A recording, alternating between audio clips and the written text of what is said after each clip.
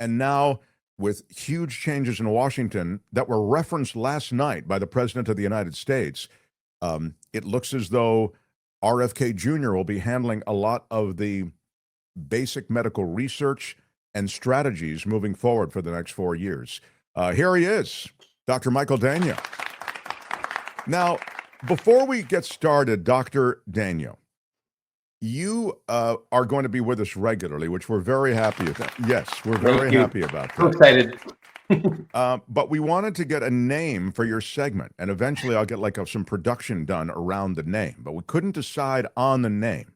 So we have a couple of possibilities, and we want the audience to either offer in the chat a suggestion for the regular medical segment and or vote on a couple of names that we've given you a choice on. Now, do we have, Matt, do we have the choices up in the chat?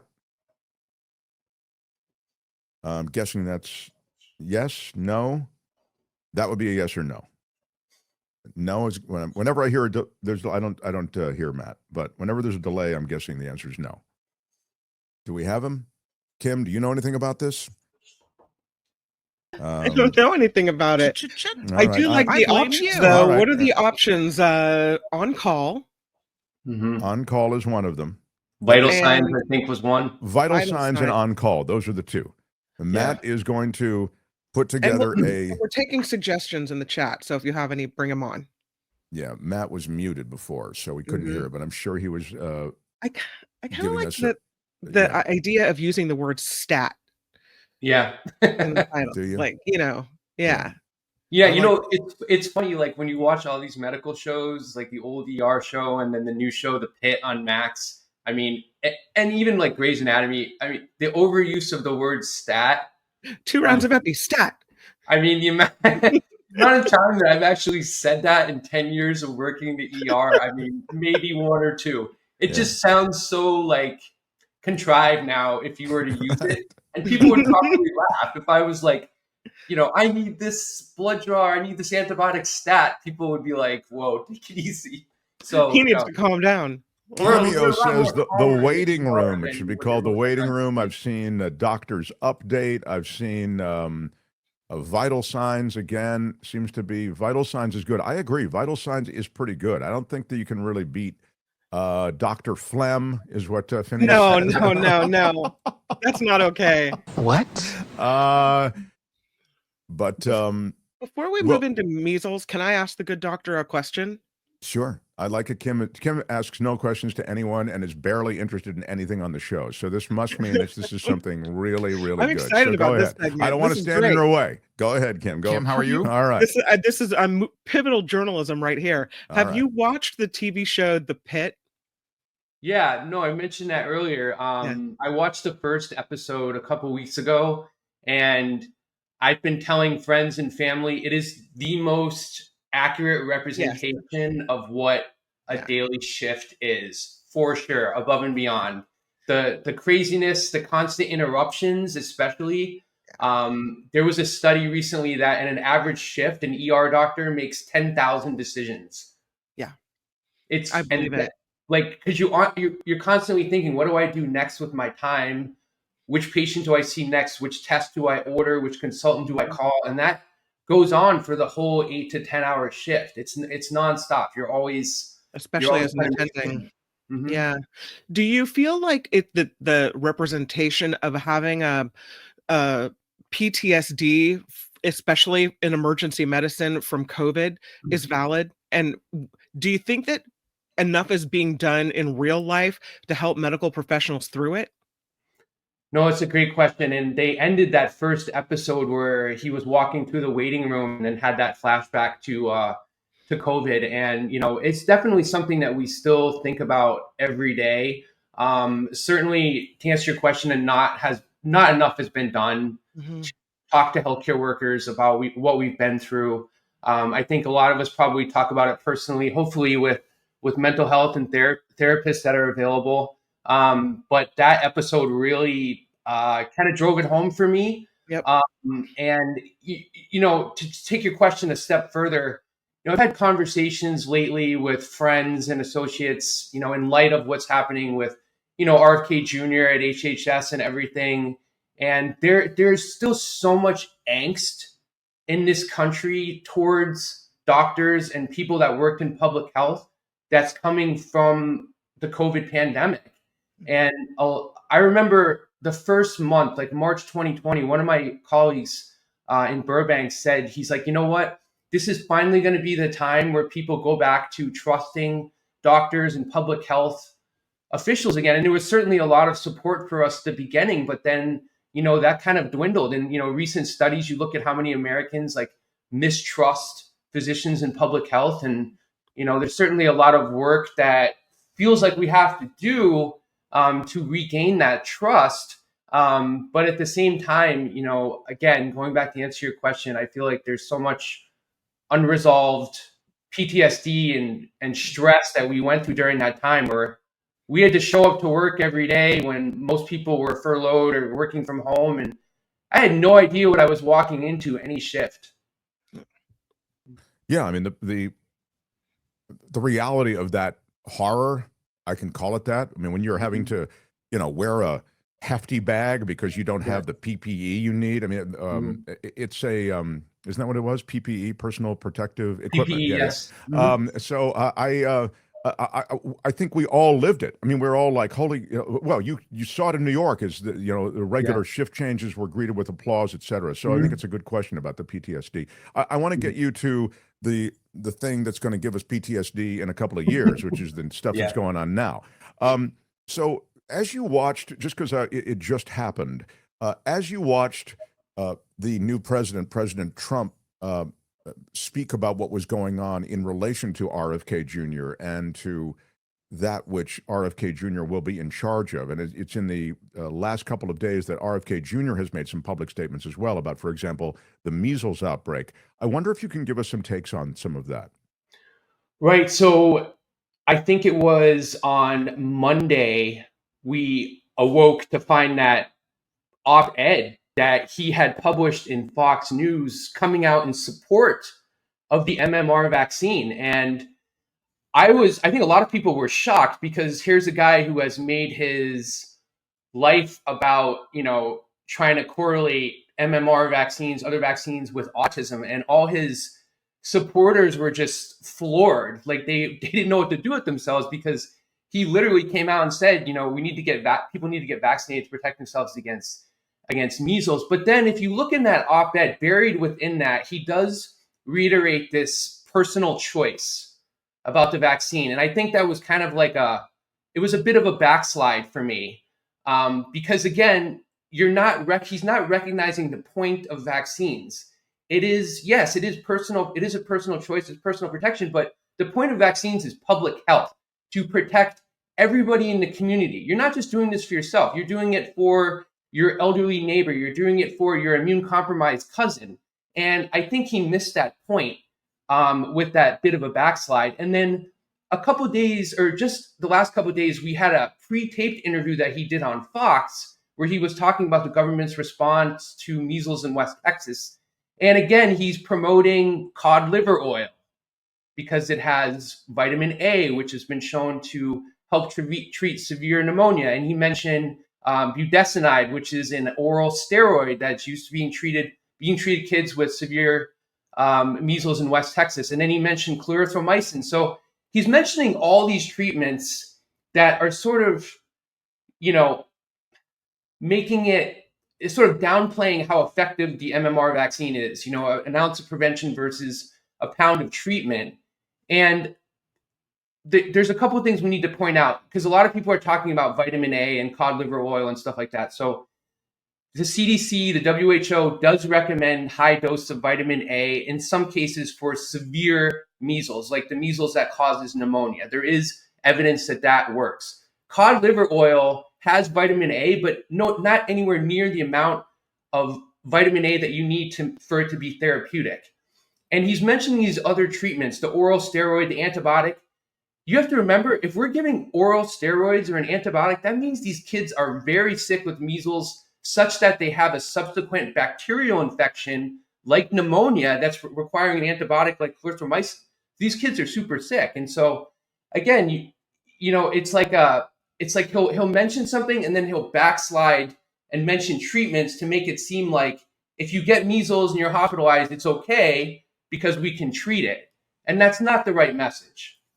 Boy, that was a great, great run, because a lot of what he says involves those things to which you've referred that I don't really know, like cod liver oil, erythromycin, steroids, and Yeah. that can be used in the treatment. And I'm thinking, oh, I didn't know that. Okay, or maybe, you know, and he has that on any number of things. He throws this stuff out. And what you just said, of course, lands so cleanly. Yeah, we all know steroids are that's a really, like, you know, I shouldn't say last, Right. but I mean, it's an aggressive step. It's a very aggressive step to handle something that's going on inside the body, along Right. with erythromycin. As you say, that is a body that is in desperate need of help at that point. Yeah, you're 100% right. And the whole theory with vitamin A is that when you look at the WHO recommendation, it's for countries of the world, developing countries, where there's vitamin A deficiency in the diet. And those kids get measles, they get really sick. Yes, that's where it's going to help. But if you look at what the American Academy of Pediatrics says about vitamin A and measles, if you give too much vitamin A to someone who's already sufficient in vitamin A in their diet, you can cause vitamin A toxicity, which can affect the liver. And so, again, I feel like he's focusing on potential treatments, not recognizing that those treatments are in kids with severe measles complications, as opposed to get vaccinated. We've given billions of doses around the world for however many number of years, and it works. It's very effective. End of story. Can you speak to me on the complications that's associated, just because we're talking about vaccines, but then I want to get onto the bird flu and, you know, some of the other things that we appear as a nation not to be prepared for, and we've got a guy kind of asleep at the switch on this, or willfully asleep at the switch. So what about the complications? You just mentioned it. You know, we've been giving billions of these vaccines, and on a percentage basis, what are the reactions that really concern you? Like, what percentage actually end up with reactions that would concern you? I don't have an actual specific number, but I would say it's probably less than 1%. I mean, most of the potential reactions would be, you know, soreness at the site of the infection, a strong immune response like fever, chills, body aches, and that just means your immune system is generating antibodies. But again, this vaccine has been around for decades upon decades, and we've given so many doses across the world and very minimal side effects. I mean, I think RFK Jr. actually mentioned that, you know, some people can't get the vaccine due to, you know, if they're immune compromised and things like that. But again, that speaks to the case that if the key point with the measles vaccine is herd immunity, and you'll hear the 95% number, that if 95% of a particular community is vaccinated against measles, there's not going to be an outbreak. That 95% protects those who are unable to, for whatever reason, to get vaccinated in the first place. Right now, we're seeing in kindergartens across the United States that level is coming down under 95%. So we're losing that herd immunity. And that's exactly what's happened in West Texas and now in neighboring New Mexico. Just Give Me the Truth says RFK Jr. is medically clueless, but he might be able to do something about the 70% of ultra-processed foods in our supermarkets, or maybe not. Let me help you with that. Just Give Me the Truth, and then I'll turn it back over to the doctor, because I've got some questions about bird flu. He won't be able to do. I don't want to use that word. He won't be able to do jack about the ultra-processed foods in our supermarkets. Why? Not because he doesn't believe in that, not even because he's not well-intentioned in that regard. He would like to get rid of the ultra-processed foods. There's no question that we all know those are not good. But because big food is a thing. Big food is a major lobbying force in Washington. So we hear about defense contractors, you hear about the insurance industry, you hear about Wall Street. Well, let me tell you, big food spends a lot of money to make sure that the government stays off their back. And there is no way that they will even marginally, they may advertise some BS. You know, it's very Trumpian to, you know, take a victory lap on something that's not really happening. And that's what they may do. But there's no way he's touching anything. He won't touch McDonald's. He won't touch Burger King. He won't touch KFC, etc. And he won't touch the ultra-processed food in the supermarket. Now, I want to ask you about the bird flu. Where are we on the bird flu? I was just reading a piece in the Washington Post that says that bird flu is spreading and America is not ready. Yeah, that was Dr. Wen's op-ed in Washington Post, and I thought it was very interesting. At the end of that, she mentioned how we urgently need some kind of rapid antigen test at the point of care, which is the emergency room. I mean, we're always That's your the that's last. your office, right? Yeah. I've made this analogy before that the ER is like the church in the Middle Ages. It was like the last refuge for everybody. So people that were sick, people that homeless, people that don't have something to eat, people that need social work, it all ends up in the emergency room. It's society's safety net. But to go back to answer your question, if bird flu is going to become a problem where we're going to start seeing patients that have worked on cattle or poultry farms come get sick, they're going to come to the emergency room because they're going to be like, I feel really crappy. I feel like I have the flu. And right now, we don't have a rapid test for that. As I mentioned to you offline, as far as I know, we're one of the first ERs, at least in Southern California, if not California, a little company in Marion Torrance, that we created a protocol to start identifying people who may have been exposed to bird flu. And so those are patients that come to the ER with flu-like symptoms. The one question we ask right up front when you register in the ER is, where do you work? Do you happen to work on poultry farm? Do you work in cattle? Have you been exposed to any wild birds? Because that sets in motion a protocol where we would do a number of different swabs, but we have to send those out to LA County's lab to do the testing. Right now, we do not have a point of care test like we do for flu and COVID and a number of other respiratory viruses in the emergency room. And, I wish somebody with the technological know-how would come up with that, because I wish it was in place now rather than we wait till this thing potentially explodes and then we're trying to play catch up. Yeah, and it's fascinating that the Biden administration had spent $590 million, or they had directed that money toward the Moderna mRNA technology to come up with a bird flu vaccine. Mm-hmm. And there is research along the lines of what you're talking about, which is the kind of testing, the antigen testing Right. on the spot. But all that money appears to be stopped, and some of it may be broken off, that research, by the new administration. As you know, they're turning everything on its side that way, research-wise. What other, it's funny, you have a series of things, you're so diligent, a series of things that are troubling you right now when it comes to public health policy. And I wonder if we can get to some of those other things that you've mentioned. Sure. Yeah. So we talked about offline how the FDA just suddenly canceled the March 13 VRBAC meeting. So that's the Vaccines and Related Biological Products Advisory Committee that the FDA has, that around this time starts preparing us for next season's flu. And so they look at the experience of the Southern Hemisphere and the scientists, the doctors, they try to predict what are going to be the most likely strains of flu for next year, because the manufacturing for the flu vaccine takes at least 6 months to process this. This doesn't happen overnight. And so that's factories that have to get online, factories that have to hire workers. The WHO has already released what they think are going to be the most likely strains. And so this is an independent group. They're not part of the government. They're not paid by the government, of doctors and scientists who review this data, and they try to come up with the best guess for next year's flu vaccine. And the FDA, without reason, canceled that meeting. They weren't given any rescheduling notice or anything. And the same event, the CDC has their own advisory committee, the ACIP, which is, again, doctors and scientists that are independent, that then take a look at what the FDA has decided, and then they give specific guidance on doses, who should get it, how often. And this isn't just vaccines. This could be any kind of new medications that come to market from the companies. And so that meeting was supposed to be February 26th to 28th, and that was also canceled.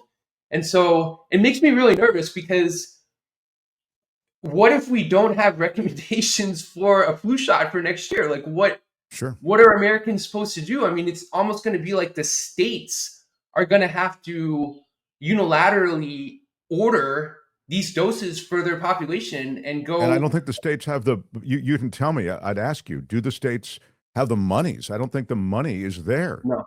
This is unprecedented, Mark. Like the VRBAC has been meeting like this since 1960.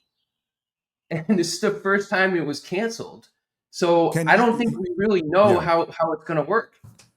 The measles outbreak in Texas, and the influenza virus. You have a graphic actually on that.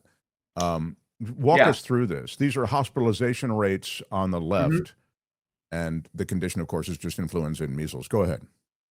Yeah, and so just to give a little background information, the MMR, the MMWR report from the CDC that we talked about previously that had stopped coming out weekly, it did come out again, and it showed that this year's, let me just going to read this year's flu vaccine in kids who got it, they were 78% less likely to be hospitalized, and adults, they were 55% less likely to be hospitalized if they were vaccinated. So the flu shot this year was actually pretty effective despite the large numbers of infections that we saw.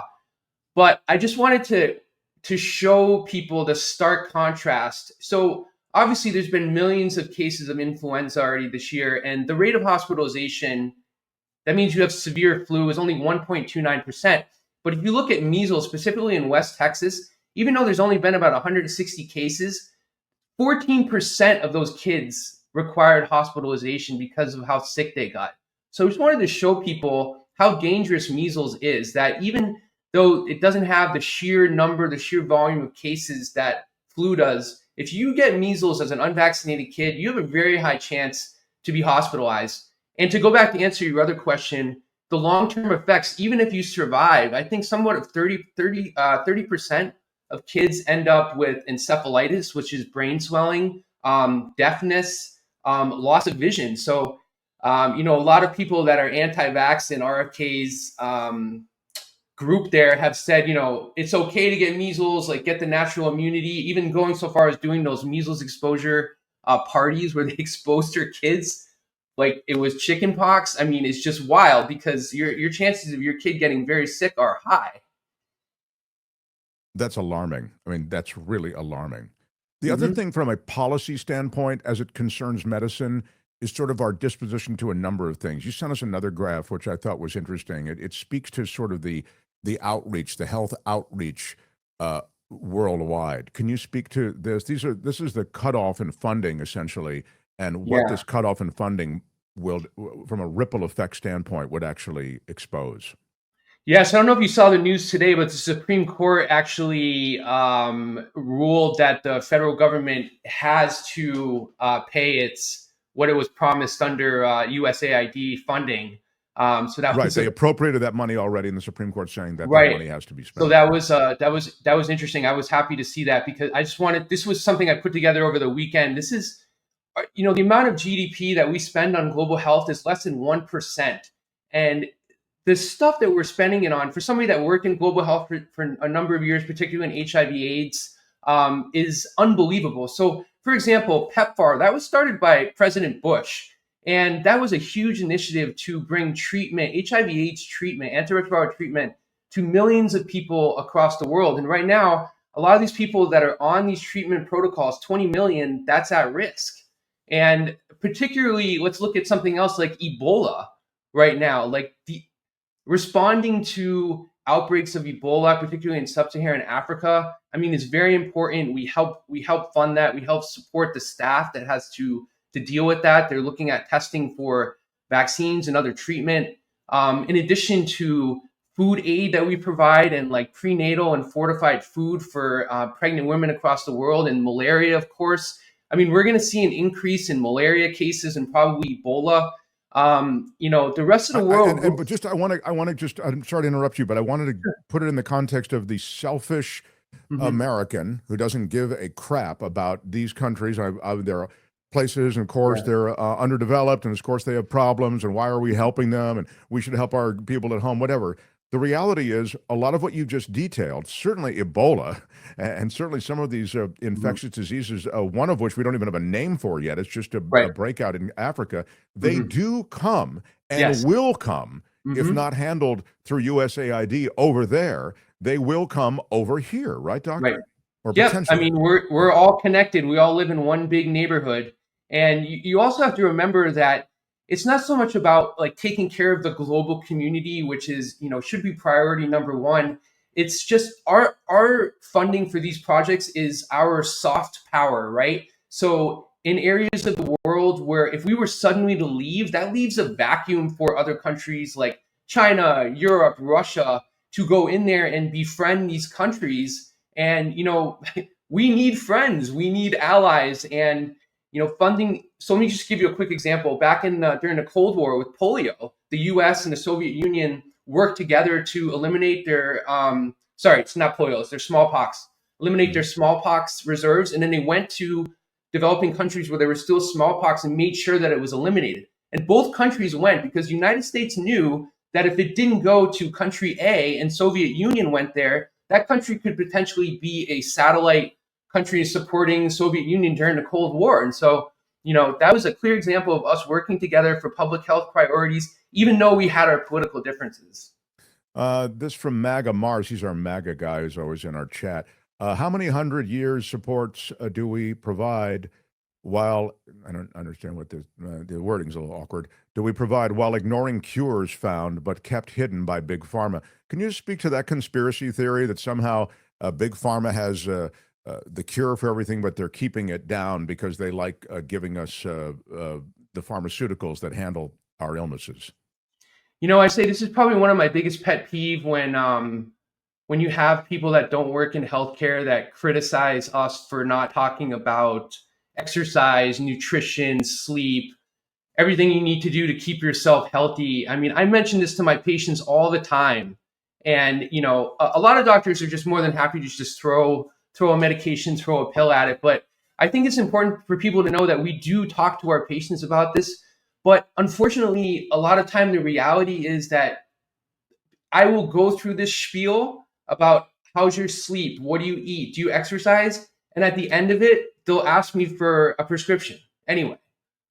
So it's a whole problem, right? Like it's not that's great. It's a global thing, meaning all of you, not just not just the symptom, right? Right.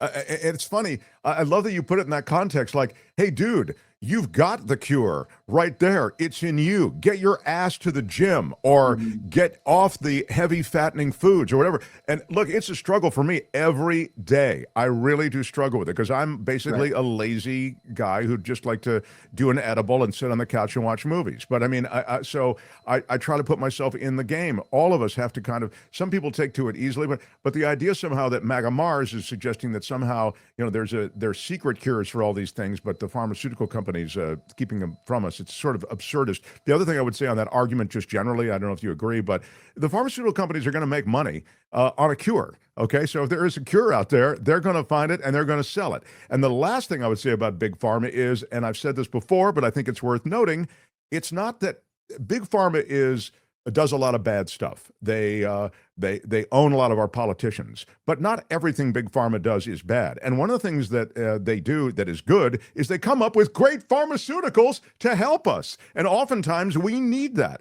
The problem with Big Pharma is money.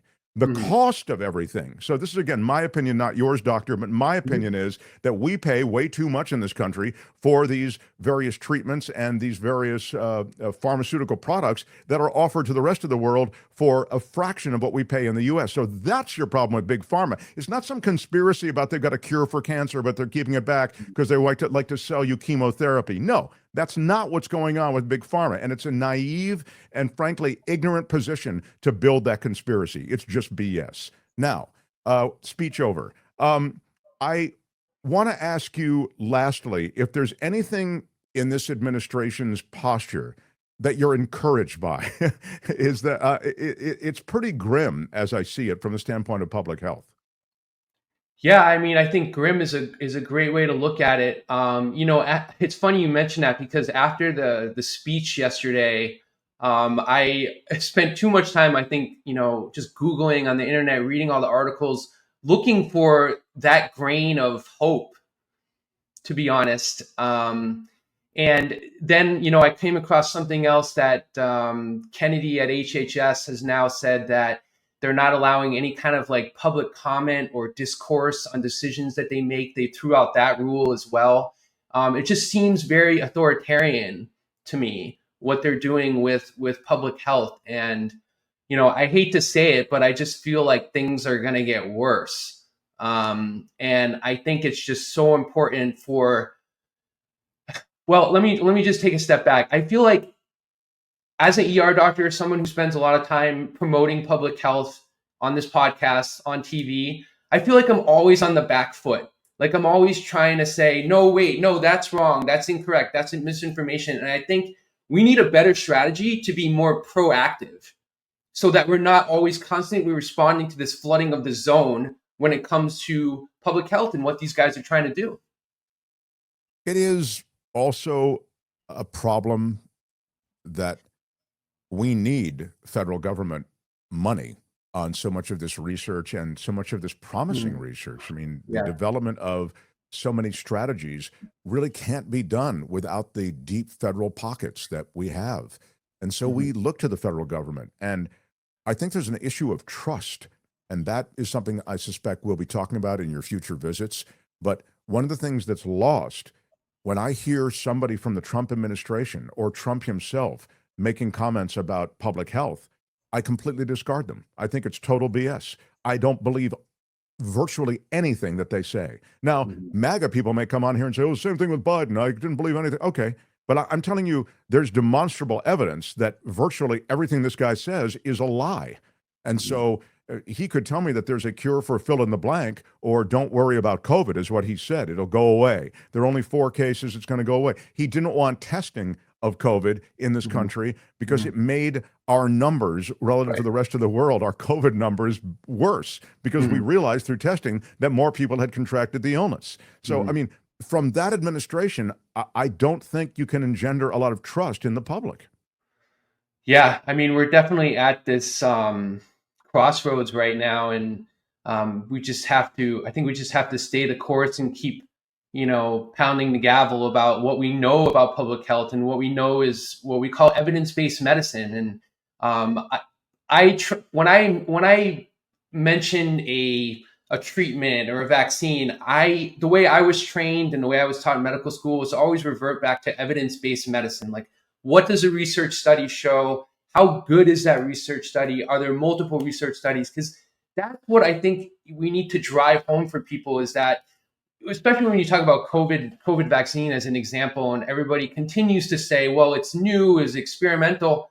During the pandemic, every research study, every research body was focused on the vaccines and how effective they were, and when they needed to be updated and changed, and how they reduced the rate of hospitalization and severe illness and death. There is so much research out there already on the effectiveness of the vaccine. And you'll hear people that support RFK, people that are in the MAGA movement, that continue to move the goalposts. And RFK himself has said, I want to see more research. I want to see more research. And they focus on just like small things, or just moving the goalposts further down the road, further down the road, further down the road. They're never going to be satisfied. And I think that's what you have to realize. There's never going to be a study that they're going to point to and say, okay, I'm done, you were right. I think there were changes just on the way out. I know we're over time, but the changes in the messaging around the COVID vaccine, there was a sense that it was going to be like the measles vaccine, which is you get it and you won't be able to contract COVID. And some of the early research did show that, but the mutations around COVID, I think, made that problematic, right? And then they had to update what they were saying. You make a great point, and I'm glad we're finally able to talk about this, because I've been thinking about this for so long. Yes, the initial study showed that it was 95% effective against any infection, but by the time that rolled out, it had already mutated, and it mutated on such a rapid case that even every summer, fall, where we came up with a new booster, by the time it was rolled out, it had mutated again. And I think what we should have said from the beginning was, hey, this is a new disease. We are doing the best we can with what we know right now to protect you all. And things could change.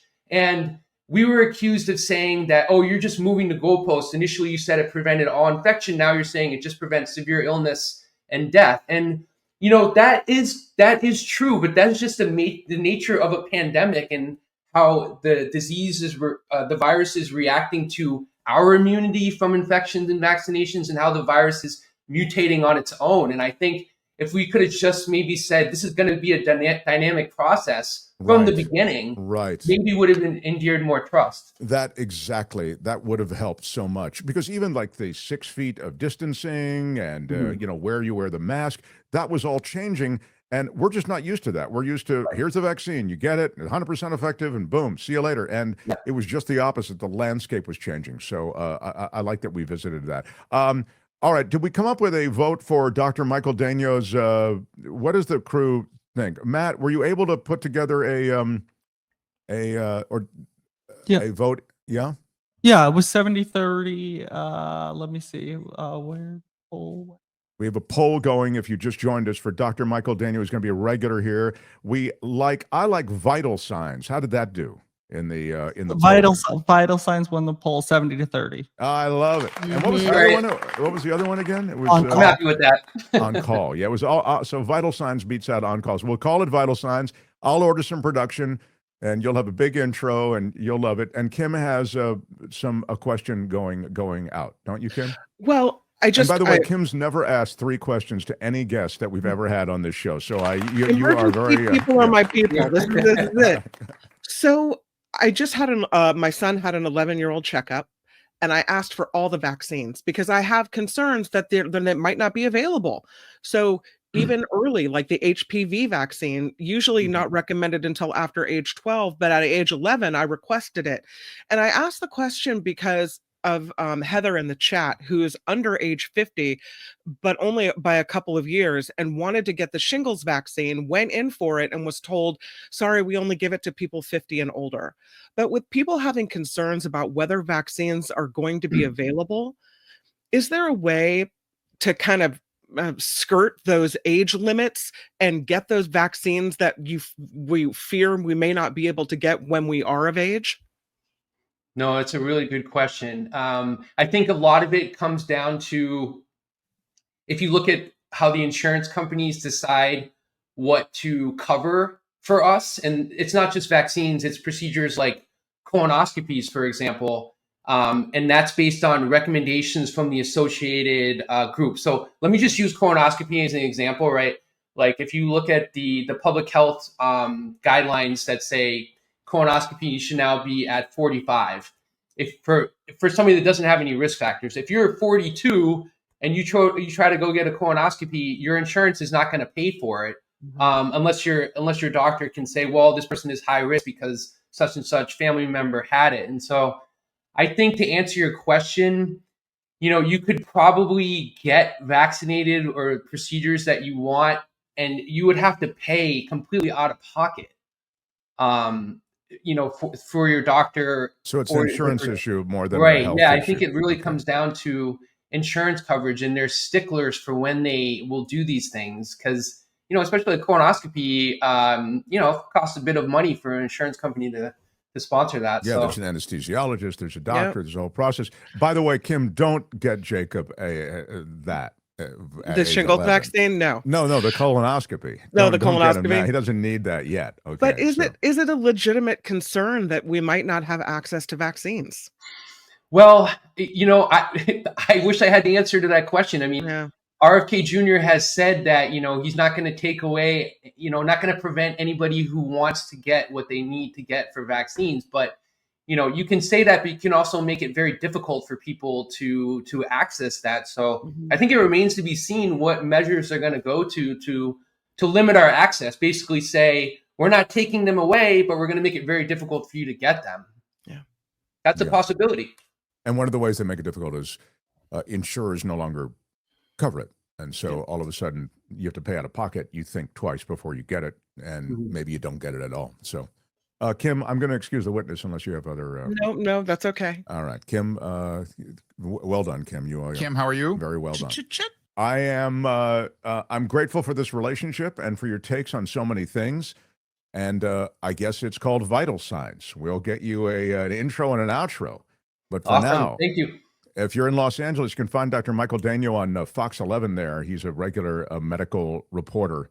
An expert that they bring in for, just as we have done here. And you can find him here on Wednesdays. Michael Daignault, the good doctor from the ER. Thank you, Dr. Daignault. Hi, it's Mark, and I thought that was great. Hit the notification bell, you'll know whenever there's a new video being dropped, and please subscribe to our channel to help us save the universe.